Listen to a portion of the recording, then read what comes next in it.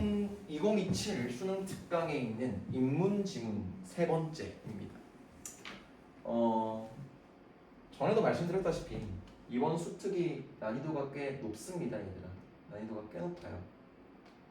이렇게 했을 때 안 잘리나? 네, 안 잘리네요. 그래서 인문지문 같은 경우에는 쌤 말씀드렸잖아요. 어차피 개소리의 연속이다. 개소리 연속이기 때문에 네가 물론 이해가 되면 좋겠으나 부분적으로 조금 끊어가지고 대략적인 뭐랄까요? 약간의 기초적인 지식이 필요하기도 한데 저는 그런 게 수업을 하지 않거든요. 그러니까 그대로 읽고 그대로 한번 풀어보겠다라고 하는 걸로. 근데 아무래도 이게 내신 영역으로 등장하는 것이다 보니까 이해를 100% 하시는 게 낫습니다. 이해를 100% 하시는 게 낫고요. 네. 그래서 인문지문 세 번째입니다. 첫 번째, 두 번째는 드렸고, 자, 세 번째 한번 가보겠습니다. 법지문으로 보이지만, 법지문처럼 보이지만 사실은 네, 철학지문입니다. 천천히 한번 가볼게요. 천천히. 자,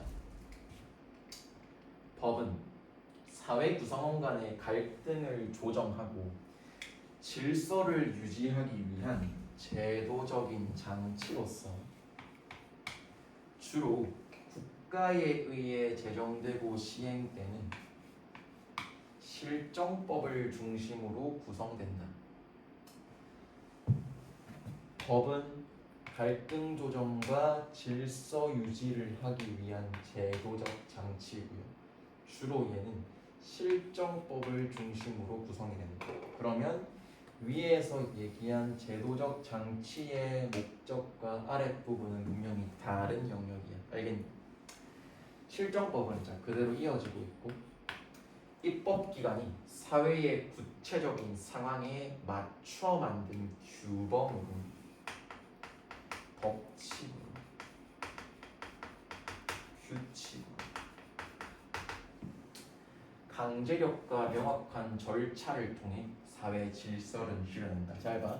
그렇다면 실정법은 강제력을 갖고 있고 절차라고 하는 걸 갖고 있어. 그거를 이용해서 뭘 하는 건데요? 사회 질서를 실현하기 위한.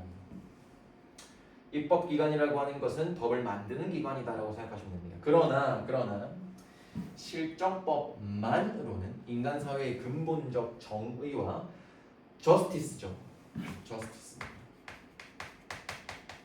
도덕적 정당성을 충분히 설명하기 어렵다. 야, 봐. 설명할 수 있어. 근데 enough하게 안 된다는 겁니다. 뭐만으로? 실정법만. only 실정법은 justice and ethical 뭐 정당성 can't explain that much 이거야. 그러니까 이러한 한계를 보완하는 개념이 바로 자 실정법만으로는 충분히 설명을 못하니까 그거를 포함하는 개념이 바로 인간의 본성과 이성에 근거한 보편적인 규범인 자연법이다. 자연법은 실정법만으로 충분히 설명하기 힘드니까 커버를 넣어버리는 거야. 아시겠니? 그러니까 어떻게 보면 이제 실정법을 커버하기 위한 것이 바로 자연법이다. 근데 이 자연법이라고 하는 것은 인간의 본성과 이성에 근거를 했고요. 실정법이라고 하는 것은 구체적인 상황에 맞추어서 만든 규범이야. 그럼 잘 봐. 얘는 다소 활용적이야. 실질적이고 사례적이겠지. 하지만 얘는 본성과 이성이라고 얘기하니까 얘는 다소 추상적이다라고 나올 수 있어. 자연법은 시대나 사회에 따라 변하지 않는 도덕적 원리로. 자, 얘는 심지어 도덕적 원리로. 인간이라면 누구나 인식할 수 있는 옳고 그름의 기준으로 여겨진다. 그렇겠죠, 당연히. 추상적인 것기도 하고 시대에 따라 사회에 따라 변하지 않는다라고 얘기해서 인식할 수 있는 옳고 그름의 기준으로 여겨지겠죠. 따라서 자연법은 법제도의 정당성을 판단하는 궁극적 기준으로 기능한다. 잘 봐. 법제도의 정당성이라고 하는 것은 여기서의 법이라고 하는 건 실정법일 것이고 자연법은 실정법의 정당성을 판단하는 궁극적 기준이래. 그럼 잘 봐. 실정법이 중요하니 자연법이 중요하니 몰라. 우선하는 건 뭐야? 자연법이야. 자연법이 실정법보다 우선된다는 겁니다. 실정법이 정당성을 가지는 건 역시 자연법의 원리에 부합할 때 비로소 가능한 것이다. 혹시 이런 말 들어본 적 있으세요? 천부인권 사상. 태어남과 동시에 부여되는 인권이 바로 천부인권 사상이라고 하는 건데 그 인권이라고 하는 건 사실 얼핏 들어보시면 굉장히 추상적이고 내용성 약간 이거는 당연한 거 아니야? 라고 생각하시는 부분 조금 있을 거예요. 그런 것들을 바로 이 자연법이다 라고 생각하시면 됩니다. 자, 첫 번째 문단에서 보시다시피 실정법이 먼저 서두에 나왔지만 본 내용은 자연법에 치중이 되어 있습니다. 그러면 뒷내용도 전부 다 자연법에 치중이 되어 있을 겁니다. 그러한 어떤 예측을 조금 하시면서 글을 한번 읽어보는 게 좋겠다. 한번 가봅시다. 자연법의 철학적 자연법의 기초는 고대 그리스 스토아 학파에 의해 체계화되었으나 그 이전에도 헤라클레이토스나 소피스트, 아리스토텔레스 등은 인간과 자연의 보편적 질서 속에서 법의 근거를 찾으려고 했다. 잘 봐.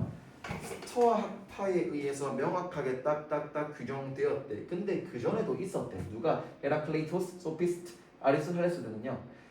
근거를 찾으려고 했고 그 근거를 찾았는지 안 되는지 모르겠어. 자, 그거를 가지고 스토아 학파들이 체계화시켰다라고 들으시면 돼요. 그러니까 뒤에 있는 것들이 먼저 한 거고 그거를 이제 주워서 먹은 것들이 스토아 학파겠죠.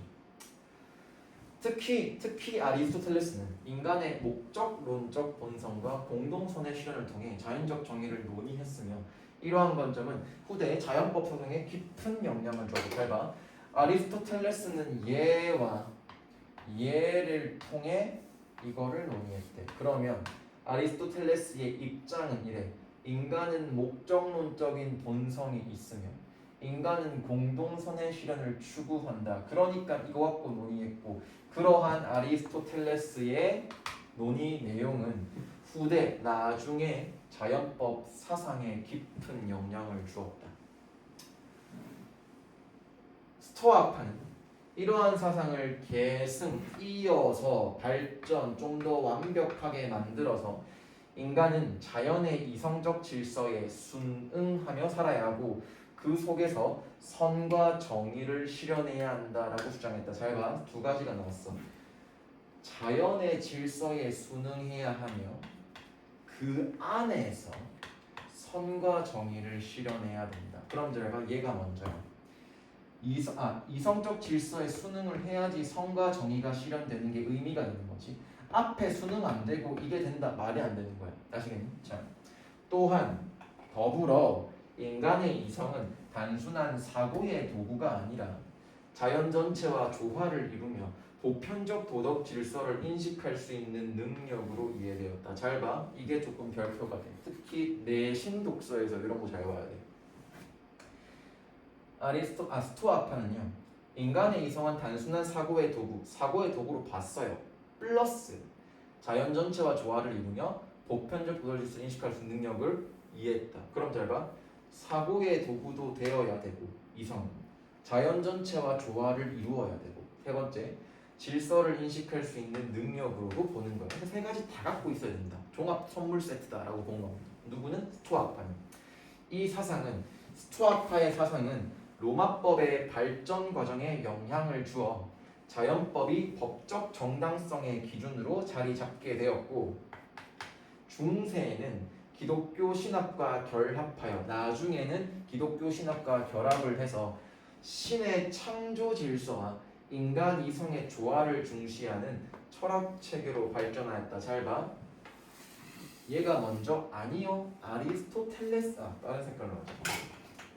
아리스토텔레스가 먼저 만들어줬고 그 다음에 스토아파가 발전을 시켰고 세 번째 로마법의 발전을 해가지고 기독교 신학으로 나왔다. 이렇게 보시는 겁니다. 납득되십니까? 자, 중세의 대표적 철학자 토마스 아퀴나스는 자연법을 영원법의 일부로 보았는데 자, 그는 영원법을 신이 우주와 인간을 포함한 모든 존재, 신이 모든 존재에게 부여한 보편적인 질서이자 규범으로 보았다. 무엇을요? 영원법을요. 영원법 안에 뭐 있는데요? 자연법이 있어요. 그럼 잘 봐. 내가 수학은 잘 모르겠으나 영원법, 자연법 이렇게 들어갈 수 있어. 벤 다이어그램을 나타내면. 그러면서 그는 인간이 이성적인 존재이기에 이성적이라고 하는 건 세 가지 다 갖고 있어야 되는 존재이기에 선을 추구하고 악을 피하려는 본성 속에서 자연법을 인식할 수 있다고 설명했다. 잘 봐. 토마스 아퀴나스는 인간을 믿었던 거죠. 그 결과 선을 추구할 수도 있었고 악을 피하려는 본성 속에서 자연법을 인식할 수 있다고 설명을 한 겁니다.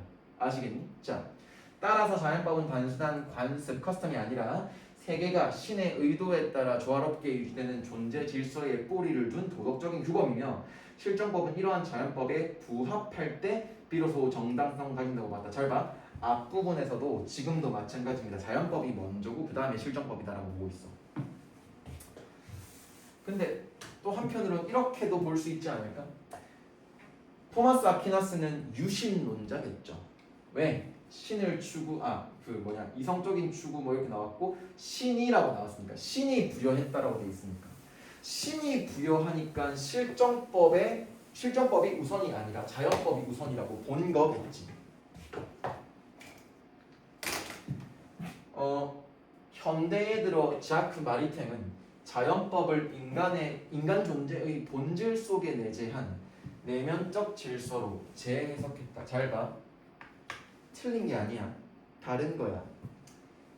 현대의 자크 마리탱이라고 하는 사람은 이 자연법이라고 하는 거 기존에 어땠는데요? 신이 모든 존재에게 부여했다고 그 결과 실정법보다 우선하는 거였다고. 근데 얘를 인간 본질 속에 내재한 내면적인 질서로 본 거야. 그냥 뭐가 아닌 거야. 신이 부여한 게 아니고 인간 내재 속에 있는 거다라고 본 겁니다.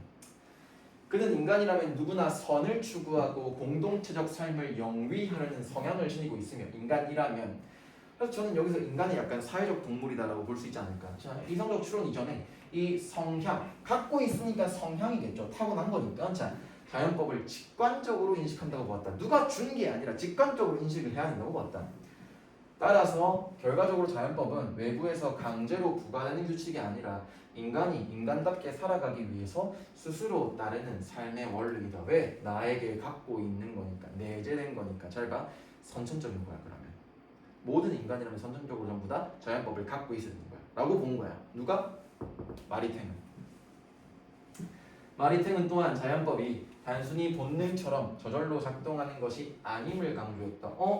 선생님 아까 분명히 안에 갖고 있는 거라고 얘기하지 않았습니까? 근데 저절로 작동하는 것이 아님을 강조했다. 뭔가 조금 논리가 안 맞는 것 같은데요? 뒤에 가서 설명할 거야. 인간이 자연법을 올바로 이해하려면 지적 성찰과 교육이 필요하며 지적 성찰이 필요해. 교육이 필요하며 문화적 사회적 조건 역시 사회적 조건 역시 중요한 역할을 한다는 것인데 이는 자연법 자체가 시대나 사회에 따라 변한다는 뜻이 아니라 자연법이 지닌 보편적 원리가 각 사회의 문화적 여건 속에서 구체적으로 인식되고 실현되는 방식이 달라질 수 있음을 의미한다. 잘 봐. 아까랑 입장이 똑같은 게 나와요. 겹치는 게 나와요. 변한 것이 아니다. 변하는 것이 아니래. 근데 그 자연법이라고 하는 것을 마리탱이 주장한 자연법이라고 하는 것을 올바르게 이해하려면 전제 조건이 4가지가 필요해. 뭐가 필요해? 지적 성찰, 교육, 문화적 조건, 사회적 조건. 근데 이 사회, 문화적, 교육, 성찰이라고 하는 것들이 내가 개인이 속한 사회가 다를 수 있으니까 그 사회마다 구체적으로 인식되고 실현되는 방식이 달라진다. 그러니까 봐봐. 똑같은 걸 갖고 태어났지만 얘네 존재가 없으면 얘가 실현될 수 없어. 그러니까 본능은 아닌 거야. 근데 이것들이 있어가지고 실현된다고 하더라도 사회가 다르고 뭐 시기가 다르고 시대가 다르고 이러니까 다 달라질 수 있다라고 본 겁니다. 아시겠죠? 자, 그다음 그는 이를 존재하는 자연법과 인식된 자연법의 구별로 설명하면서 좀 잘렸네. 자, 설명하면서 자연법은 누구에게나 주어져 있지만 그것이 현실 속에서 구현되기 위해서는 인간의 교육과 도덕적 성숙이 필수적이라고 보았다. 잘 봐. 뒷내용은 앞내용과 겹쳐요. 아까 교육이 필요하다고 그랬고 지적 성찰이 필요하다고 그랬고 문화적 사회적 조건이 필요하다고 그랬으니까. 근데 누구에게나 주어져 있지만 그게 현실 속에서 구현되기 위해서는 교육과 성숙이 필수적이야. 잘 봐. 존재하는 자연법, 갖고 있는 것, 인식된 자연법. 얘가 앞에 나왔던 것들로 표현된 것. 이렇게 들어갈 수 있겠지. 예컨대 인간 존엄이나 자유, 정의와 같은 원리는 누구에게나 내재하지만 타고났지만 구체적인 제도와 법으로 드러나려면 사회 구성원들의 합의와 도덕적 성찰이 뒤따라야 하는 것이다. 그러니까 그 사회 구성원들은 이렇게 생각할 수도 있고, 그 사회 구성원들은 합의를 이렇게 볼 수도 있고, 그 사회 구성원들의 도덕 성찰을 이렇게 볼 수 있으니까 그 각자가 위치한 속한 사회마다 다 다르게 나올 수 있는 거겠지. 마리탱에게 자연법은 특정 종교나 문화에 국한되지 않은 보편적 규범이며 이러한 보편성 때문에 근대 이후 인권 개념의 철학적 기초가 되었다. 잘 봐. 마리탱의 자연법은 인권의 철학적 기초이다. 맞는 말이죠. 맞는 말입니다. 근데 그 인권 개념이라고 하는 것은 무엇을 전제합니까? 인간의 교육과 도덕적 성숙이 필요해. 그거 없이는 되니 안 되니? 안 된다는 거야. 그럼 잘 봐. 인권이라고 하는 것 또한 얘네를 전제하고 있겠지. 납득되십니까? 그는 인권이 단순한 정치적 선언이 아니라 인간의 본질적 성향과 이성적 본성에서 도출된, 나온, 파생된 자연법의 표현이라고 주장했다. 그럼 잘 봐. 마리탱은 이렇게 생각할 거야. 인권은 자연법이다. 맞니? 인권이 정치적 선언이 아니라 본질적 성향, 이성적 본성에서 도출된 자연법의 표현이다. 그러면 마리탱은 인권이 자연법과 동일하다고 보거나 인권이 자연법에서 나왔다고 보는 거야. 확인되십니까?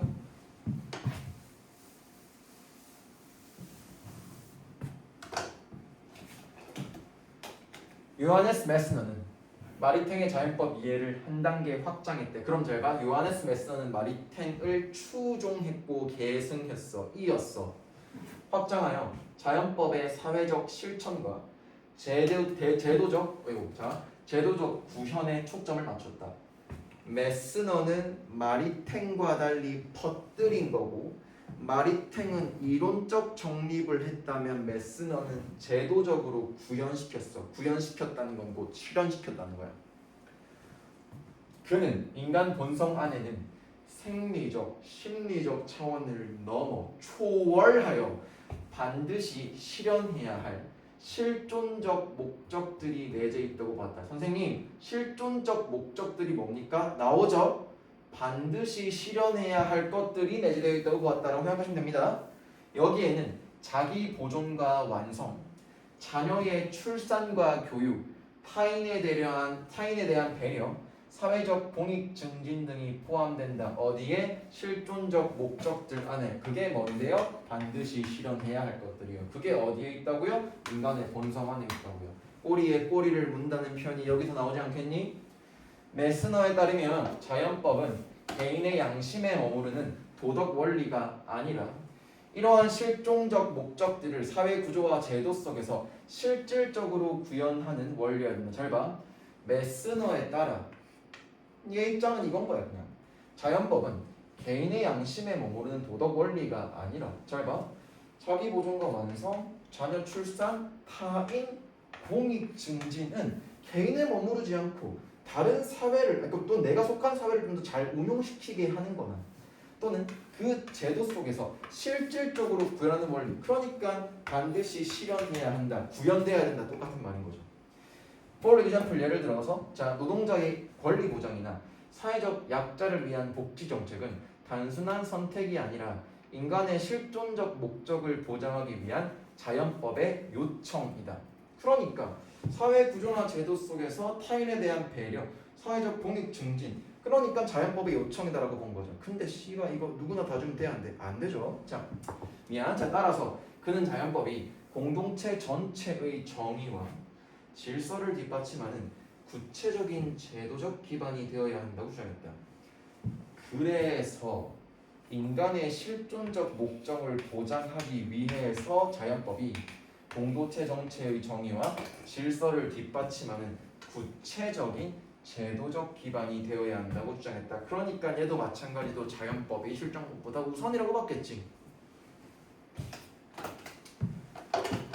마리탱과 메스너의 자연법 논의는 모두 자연법을 인간의 본성과 이성에 근거한 보편적 질서로 이해하며 그것이 사회 속에서 구현해야 한다는 점에서 공통점을 가진다. 잘 봐. 지금 앞서서 처음에 실정법 얘기하고 자연법 얘기 대략적으로 얘기하고 각 입장마다 뭐랄까요? 물론 변천사라고 얘기할 수도 있겠으나 각 철학자마다의 어떤 입장과 그가 어디까지 했고 또 이걸로 뭘 했고가 지금 계속 정리되면서 나오고 있지. 그거 분석하시면서 자르면서 자기만의 분석지를 좀 만드세요. 그거 가지고 문제 딱 나왔을 때 이거 그거였지 탁탁탁 치고 나간다면은 문제 없이 대비가 가능할 겁니다. 어쨌든 보편적인 질서로 이해했고요. 그것이 사회 속에서 구현되어야 한다는 점에서 공통점을 가진다. 그러나 마리탱은 자연법의 사회적 실현을 도덕적 성숙이 확산된 결과를, 메스너는 자연법의 사회적 실현을 공동체가 제도적으로 실현해야 할 과제로 본다는 점에서 차이점을 봅니다. 잘 봐. 마리탱은 그냥 그게 확산, spread out 된 거야. 메스너는 야 이거 니네 숙제하라고 본 거야. 그러니까 이거 해야 되는 것들, 그냥 퍼질 수 있는 자연적인 것들이라고 본 거야.